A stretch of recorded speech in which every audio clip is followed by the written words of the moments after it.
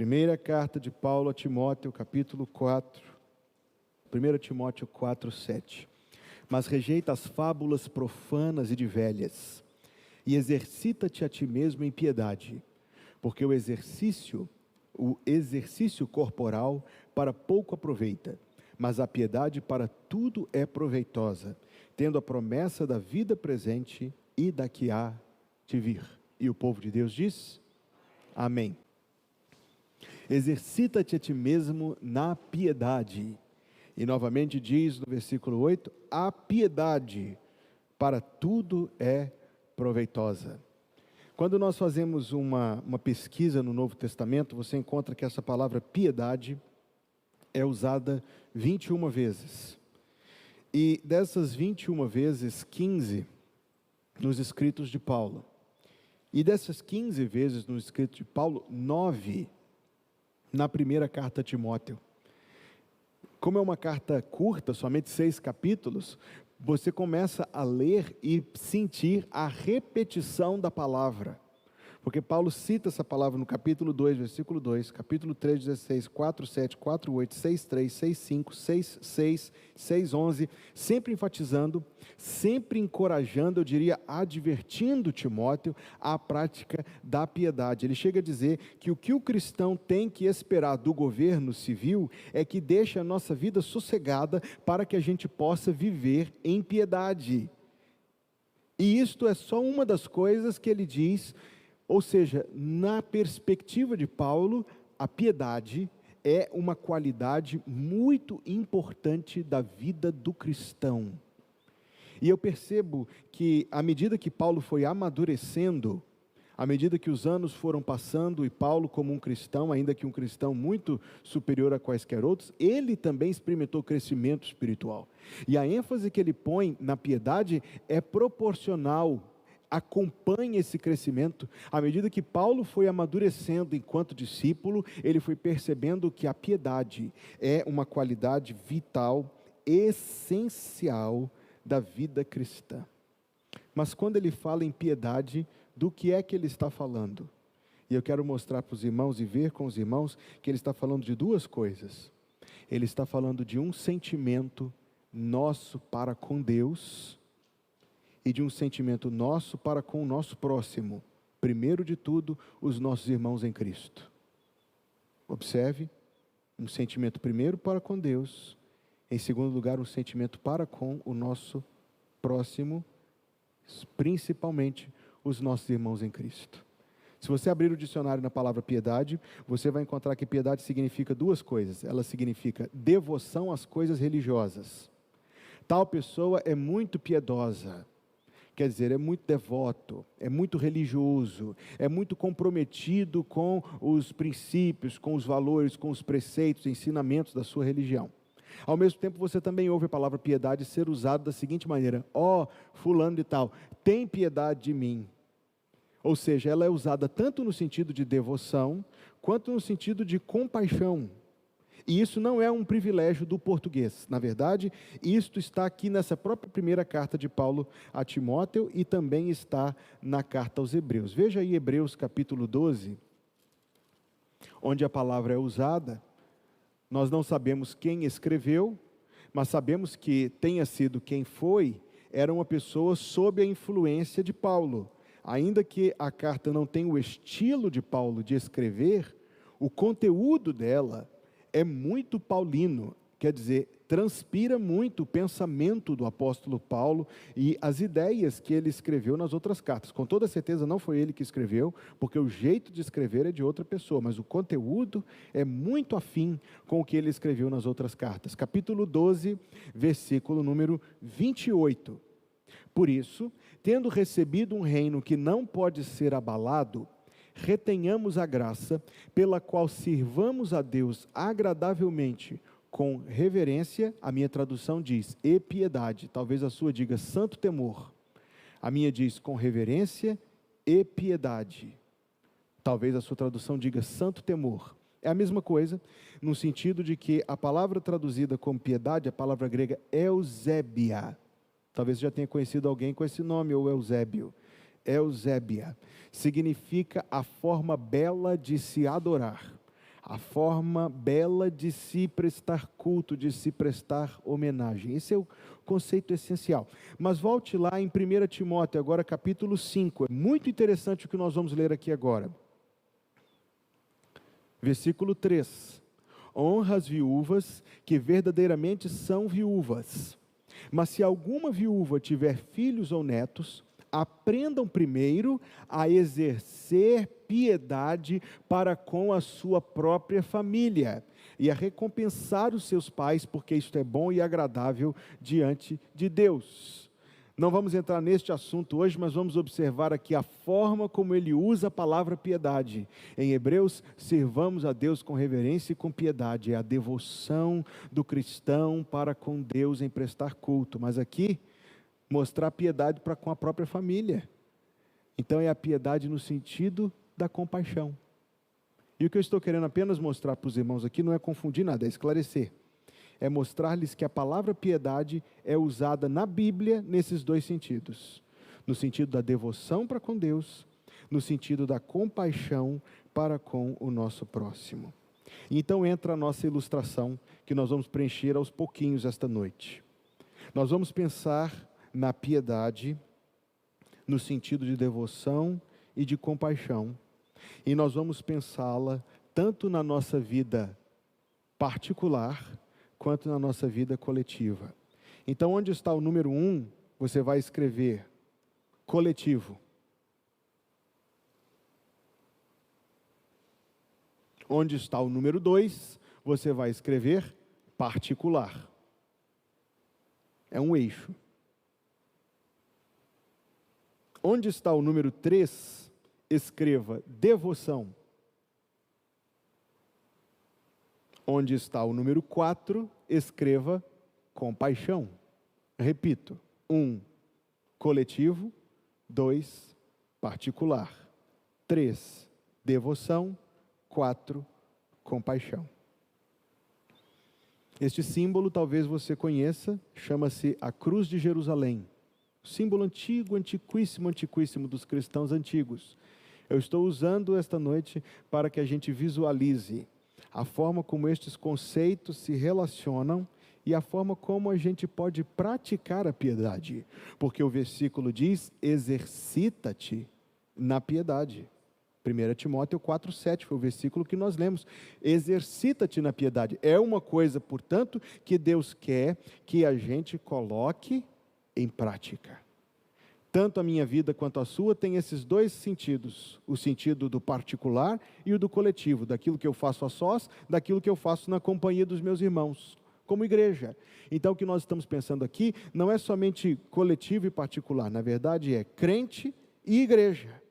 E como crente individualmente e a igreja enquanto grupo de cristãos praticaremos, exercitaremos a piedade. Vamos pensar então na devoção pública. Número 5, adoração. Ou você poderia escrever culto.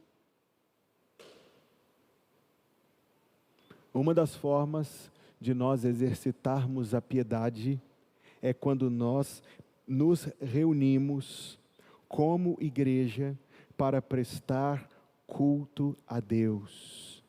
Este é o maior privilégio que você tem nesta vida, neste mundo. E este é um dos maiores deveres que nós temos para com Deus. É o dever de nos reunir para adorá-lo. Um dos livros que eu li que causou um grande impacto na minha vida e na minha compreensão da igreja, chama-se Igreja, Evangelho Visível. É isto que a igreja é. A igreja é o evangelho visível. Então, quando nós ouvimos essas ideias, esses modismos perigosos do nosso tempo, muitas pessoas vivendo dizendo, eu sou a igreja, e por entender isso não se reúne com igreja nenhuma, não se une a outros crentes para prestar culto a Deus. Esta ideia é um equívoco grave. A própria palavra igreja, eu acho que eu já falei isso aqui alguns dias atrás, a própria palavra igreja que Jesus escolheu no Novo Testamento é a palavra que significa ajuntamento. Então a igreja é um plural de pessoas reunidas. A igreja é um plural de pessoas ajuntadas. A igreja é a igreja o tempo todo, em todo lugar. Mas a igreja só é a igreja de fato quando ela está reunida para prestar culto a Deus. O culto, meus amados irmãos, eu já disse isso, é a coisa mais importante que a igreja faz. Não tem uma coisa que a igreja possa fazer que seja mais importante que o culto, e por isso o culto não deve ser substituído por nenhuma outra atividade, em nenhuma hipótese, senão talvez em algo muito excepcional. Porque o culto é a coisa mais importante que a igreja faz, porque é a coisa mais importante da nossa vida cristã em conjunto. Veja, deixa eu mostrar isso para você na Bíblia. Primeiro, Jesus nos deixou o exemplo. Eu preguei aqui há 2 domingos atrás, no dia da Bíblia, que Jesus foi à sinagoga no sábado, e a Bíblia diz, seu costume. Se tinha alguém que não precisava, era Jesus. Sabia de tudo. Não tinha nada para ele aprender ali. Não acrescentava nada para ele, nada. Eu tenho certeza que não, porque ele é Deus. Ele é o conhecedor de todas as coisas, ele não tem necessidades, mas ele ia. E estava lá todos os sábados conforme o seu costume. Por quê? Te digo por quê. Da mesma forma como ele foi batizado, e se tinha alguém que não precisava de ser batizado, era Jesus, mas ele disse, para que se cumpra toda a justiça, para nos deixar exemplo. O exemplo de Jesus é o de se reunir para prestar culto a Deus. Mais do que isso, é ordenado por Deus. Não deixemos de nos reunir como é costume de alguns. Hebreus capítulo 10, verso número 25. Não deixemos de nos reunir como é costume de alguns. Quando a igreja se reúne, a igreja é vista. Ela é visível. Se alguém passa pela porta desse prédio qualquer dia da semana, vê apenas um prédio fechado. Essa semana mesmo, uma mocinha que estava indo aqui na academia do lado, bateu aqui na porta da igreja. Quando eu abri, ela olhou para mim e falou assim, eu acho que eu estou batendo na porta errada. Eu falei, não, essa porta é de Jesus aqui, a porta sempre certa. Mas quando a igreja está reunida, até o prédio fica diferente, as luzes estão acesas, o movimento e o som das pessoas faz com que seja inconfundível que o que está acontecendo aqui é a reunião de uma igreja de Deus. É o culto que faz a igreja ser visível. Eu achei legal mais que o satélite do Google fotografou o nosso bairro aqui do Calhau num domingo de manhã. Como eu sei disso? Pelo número de carro que estava estacionado aqui na porta. Depois confere lá no Google Maps. Ele fotografou aqui num domingo de manhã, por causa do número, tinha carro naquele lote ali na frente, todo na rua, dos dois lados, aqui na calçada, para todo lado. Como eu sei disso? Como é possível a gente ver a igreja? Porque a igreja se reuniu. Se a igreja não se reúne, ela está escondida. Ela não é visível. É o culto que manifesta a igreja. O culto glorifica a Deus. Deus deseja que isto aqui aconteça. É importante para Ele e Ele quer que seja importante para nós. Deixa eu dizer isso de novo. É importante para Deus que isto aqui aconteça e Deus quer que seja importante para nós. Deus quer que isto seja uma prioridade para nós. Porque o compromisso, a presença é o que glorifica. Cada pessoa que sai de casa e entra e ocupa uma cadeira está dando um testemunho sem palavras. Qual testemunho? Eu estava morto, mas Cristo me tirou da morte para a vida das trevas, para a luz da escravidão, para a liberdade, e eu estou aqui porque eu preciso agradecer e eu preciso glorificar, e eu sou do Senhor e o meu lugar é junto com o povo do Senhor. Ninguém dá esse testemunho indo no clube, ninguém dá esse testemunho indo no churrasco, ninguém dá esse testemunho. Esse testemunho acontece quando a igreja se reúne para prestar culto a Deus e, consequentemente, até sem usar as palavras, nós proclamamos o Evangelho. Nós edificamos uns aos outros e nós nos santificamos mutuamente. Nós nos santificamos mutuamente. A coisa mais importante, irmãos, que a gente precisa entender com o auxílio do Espírito Santo, é que o que nós estamos fazendo aqui hoje à noite, domingo, em todas as outras ocasiões, não é feito para nós. por aqueles que estão na plataforma. Eu sempre me recuso a usar a palavra palco. Não há nada errado com essa palavra. Eu me recuso por causa do que ela pode dar a sugerir. O culto não acontece aqui. O culto acontece aqui. O culto acontece no coração das pessoas, não na plataforma. O culto não é feito para as pessoas que vêm. O culto é feito para Deus. Pelas pessoas, para Deus. Quando a gente entende isso, a gente para de procurar o culto que é do nosso agrado e começa a oferecer o culto que é do agrado de Deus. Faz uma diferença significativa. E quando Paulo diz que a piedade para tudo é proveitosa, é porque essa compreensão, ela vai reordenar toda a nossa vida cristã. E a gente deixa de ser o centro, a gente para de procurar ser servido, a gente passa a ter o centro em Cristo e ter como objetivo servi-lo. Servi-lo. Na língua inglesa você sabe qual é o nome do culto, não sabe? Serviço. Você passa na porta de uma igreja, lá está escrito service. Que horas é o service? Que horas é o serviço? Uma palavra curiosa, mas está profundamente correta. É a hora que o povo se reúne para prestar serviço a Deus. E como isso que a gente faz é útil a Deus? Primeiro, porque o glorifica. Segundo, porque proclama a palavra dele. Terceiro, porque dá testemunho. Quarto, porque é demonstração de amor e de fé para com ele e de gratidão. Quinto, porque é obediência. Sexto, porque é o que ele quer que aconteça. Sétimo e o mais importante, porque o culto é aquilo que existe de mais próximo do céu na nossa vida. O culto é aquilo que existe de mais próximo do céu na nossa vida. O que você vai fazer no céu? As mesmas coisas que você faz no culto. Só que o culto dura 90 minutos. O céu é a eternidade. Então, ao prestar culto, nós estamos sendo preparados, treinados, capacitados. Nós estamos adquirindo gosto para prestar culto a Deus. O nosso coração da carne não gosta. Os nossos visitantes que não são convertidos, eles estão doidos para o culto acabar, porque eles querem ir embora. Porque o coração deles é um coração inimigo de Deus. Talvez afeitos à religião, não ao Deus verdadeiro. São duas coisas diferentes, a gente precisa diferenciar uma da outra. Mas para o salvo, o culto é um prazer. E os nossos gostos são refinados e curados do pecado para que a gente tenha prazer nas coisas de Deus, porque outra coisa nós não temos na eternidade senão prestar culto. O culto, meus amados irmãos, pertence ao campo público, porque ele não é só meu, ele é nosso. Veja quantas igrejas evangélicas se esforçam para fazer com que o culto seja só daquela pessoa, sozinha.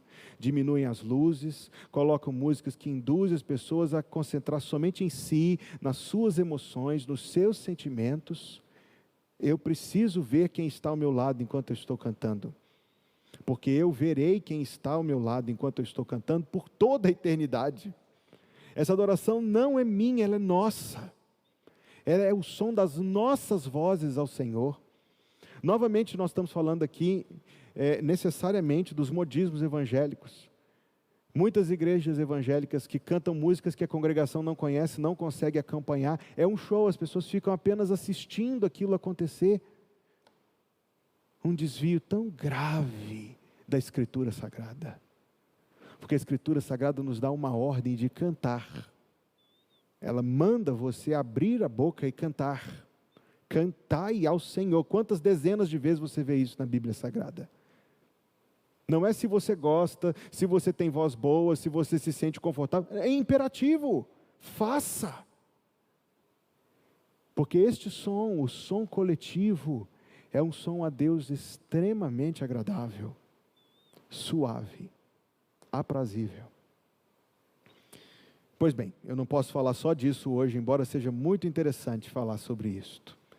Quando a Bíblia Sagrada nos manda exercitar-nos na piedade, primeiro de tudo, nós pensamos aqui na piedade, na devoção, no seu aspecto coletivo, nós estamos falando do culto da igreja, do culto da igreja. Eu já contei esse exemplo, eu vou concluir esse primeiro ponto com este exemplo, que eu já contei, perdoe-me ficar repetitivo, mas esse eu tenho certeza que você vai ouvir muitas vezes. Quando acabou a Guerra Civil lá nos Estados Unidos, 1865, o presidente Lincoln, pouco antes de ser assassinado, quis honrar um dos generais. O nome desse homem era Oswald O. Howard. Essa história é verdadeiríssima, veríssima, eu já conferi várias vezes. Ele quis honrar o general pela sua galhardia, pela sua bravura, pela sua coragem, pelo seu sucesso, ofereceu um jantar em homenagem a ele no salão de estado da Casa Branca. Poucas coisas nesse mundo são tão poderosas em inflar o ego de alguém do que um jantar em sua homenagem no salão de estado da Casa Branca. Emitiu a correspondência convidando, recebeu a carta de volta declinando do honroso convite, porque o jantar tinha sido marcado numa quarta-feira, e o general Howard também era o diácono Howard, o irmão Howard, o crente Howard, que tinha feito uma promessa a Deus de que ele nunca faltaria ao culto de oração da sua igreja. E ele recusou, a agenda da Casa Branca teve que ser reajustada para que aquele cristão não falhasse com seu compromisso com o Senhor. Que Deus multiplique esse exemplo no nosso meio, no meio do povo do Senhor. O número 6 do seu diagrama aí é a palavra devocional.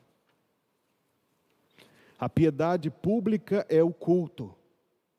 A piedade particular é o devocional.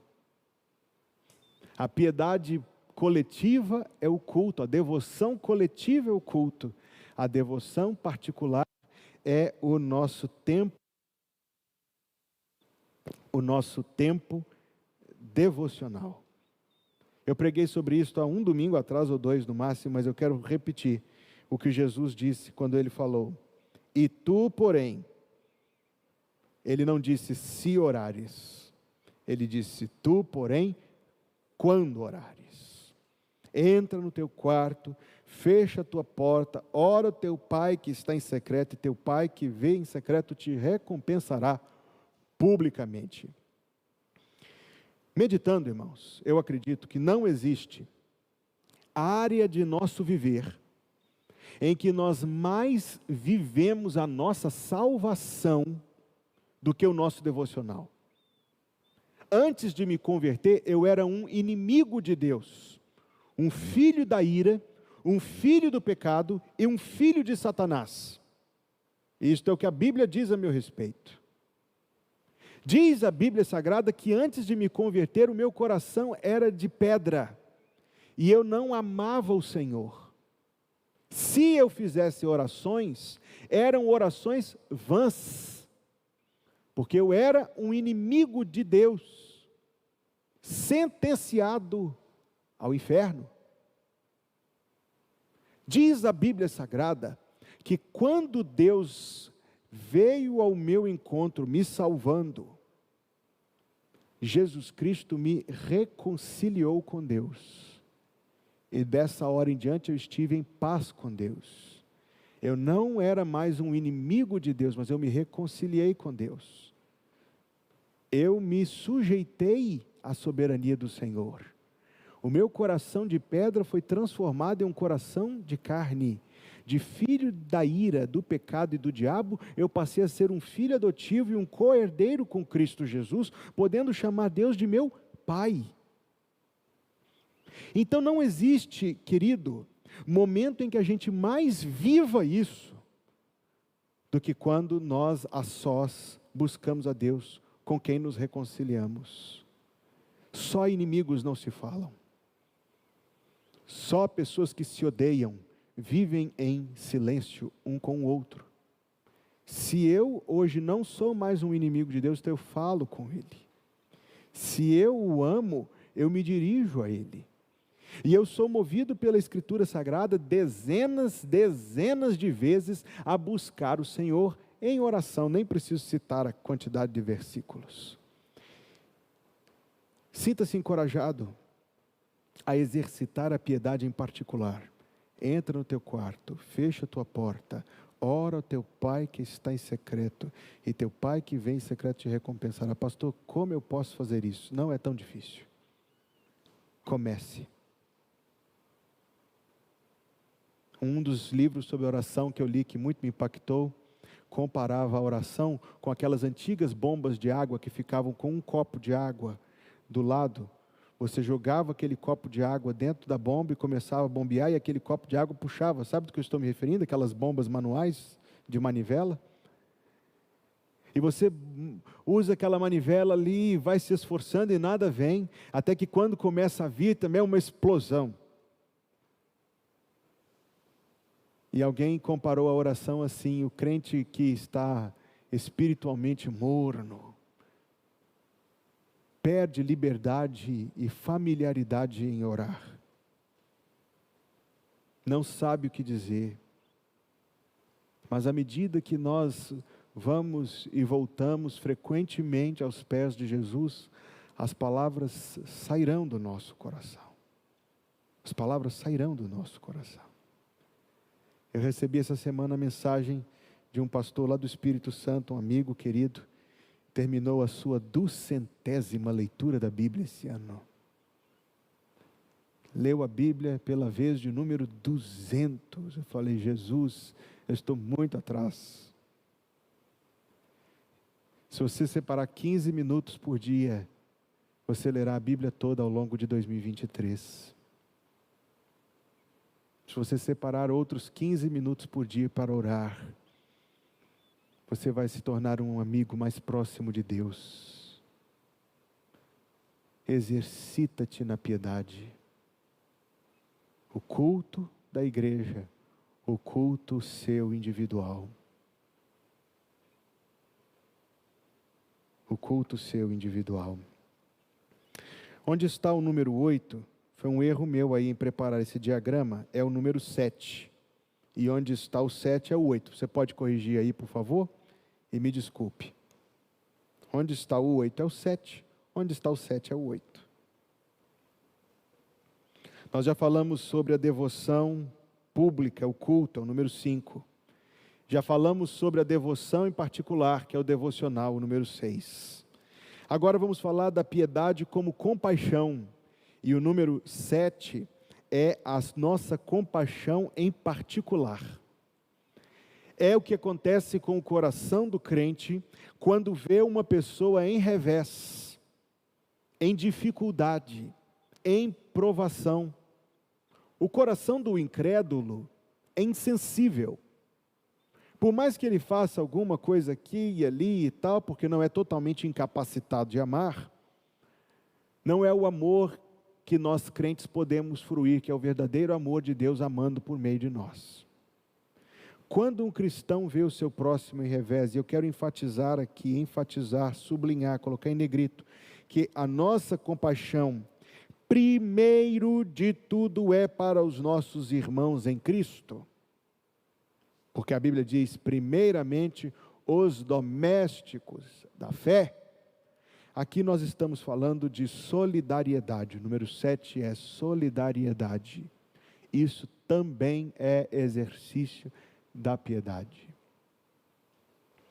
Quando você vê um próximo, e primeiro de tudo um irmão em Cristo, vivendo alguma provação, qual é a sua reação? Eu digo que, como crente, a sua reação primeiro tem de ser a oração. Amém? A intercessão por essa pessoa. A primeira forma como a gente pratica a compaixão para com o nosso próximo é orando pelo nosso próximo. Suponhamos que seja um incrédulo. Você sabe qual é a primeira necessidade de uma pessoa não convertida? Não, nem roupa, nem remédio, nem casa. A primeira necessidade de uma pessoa não convertida é ouvir o Evangelho e ter a possibilidade de conhecer Jesus Cristo, o Senhor e Senhor. Esta é a primeira e mais urgente necessidade. Não adianta você dar uma vida melhor para essa pessoa, porque ela vai apenas ter uma vida melhor precedendo o inferno. Não adianta você tirá-la da fome. Primeiro, porque a fome voltará. Segundo de tudo, destinada a uma fome sem fim no inferno. Dar roupa, remédio, comida, sem dar o evangelho. Pense nisso. É o absurdo dos absurdos. Porque você está apenas afofando e aconchegando o trilho da perdição.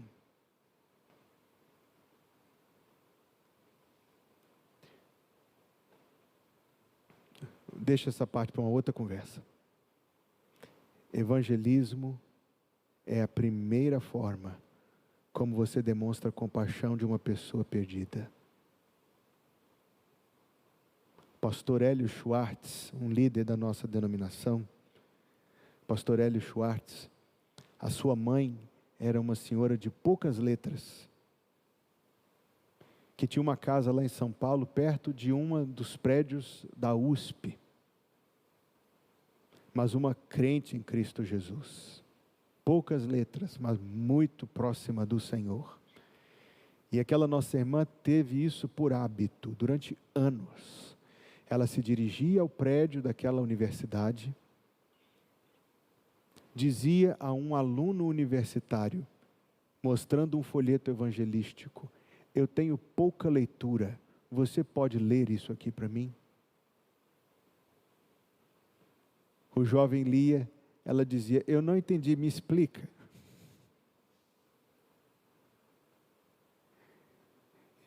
E ela alcançou dezenas de jovens para o nosso Salvador. Uma estratégia tão simples, tão humilde. Ela poderia dizer assim: eu não posso fazer isso, isso é para quem sabe. Não.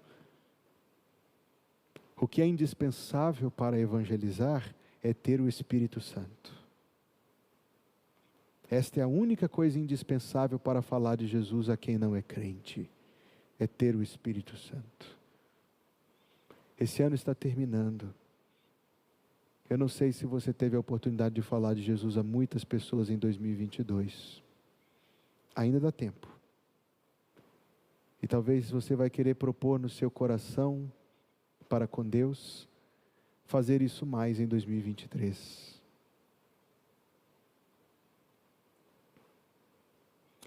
E com certeza, ainda que inferior à evangelização, solidariedade tem o seu papel de muitas formas.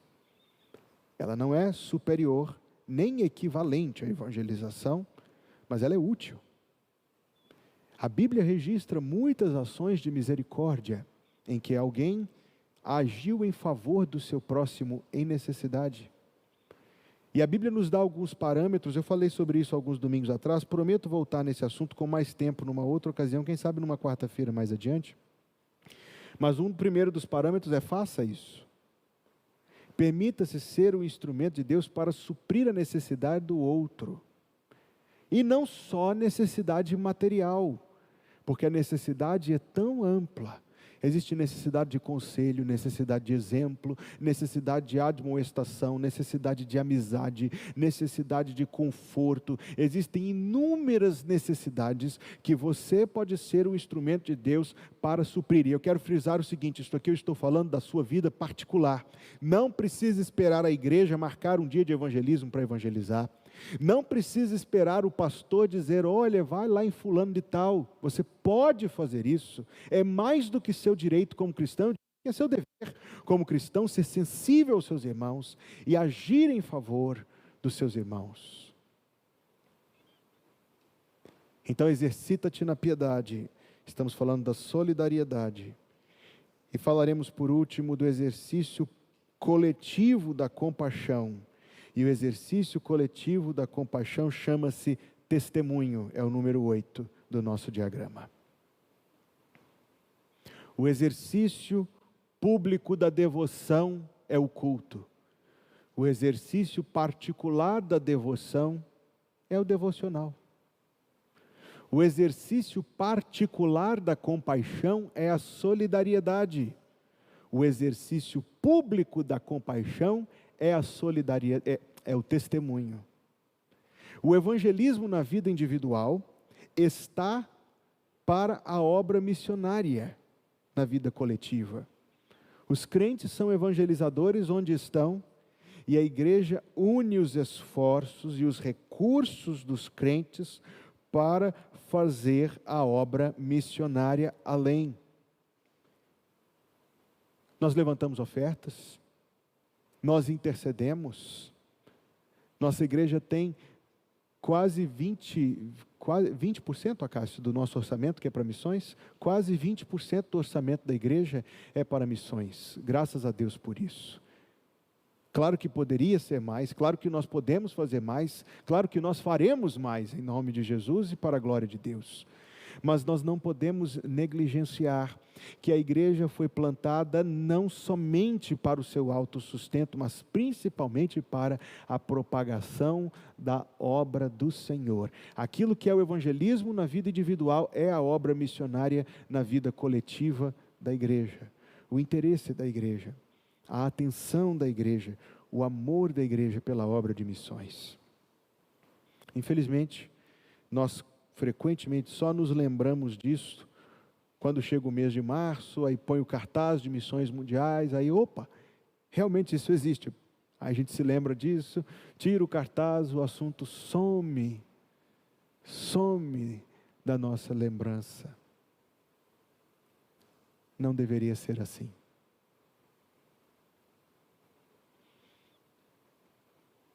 O desejo do Senhor é que este assunto esteja presente na nossa consciência,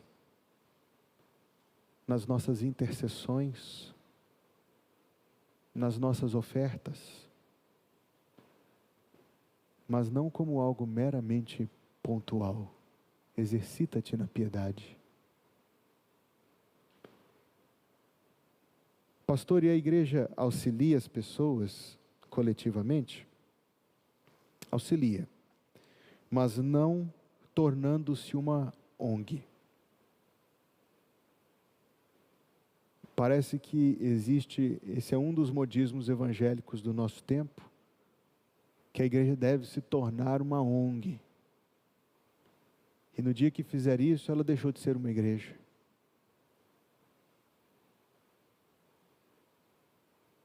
Nós lemos em Atos capítulo 11, que a igreja de Antioquia, sabendo de uma fome que estava por vir, levantou uma oferta para os irmãos que estavam na Judéia, que seriam mais atingidos pela fome.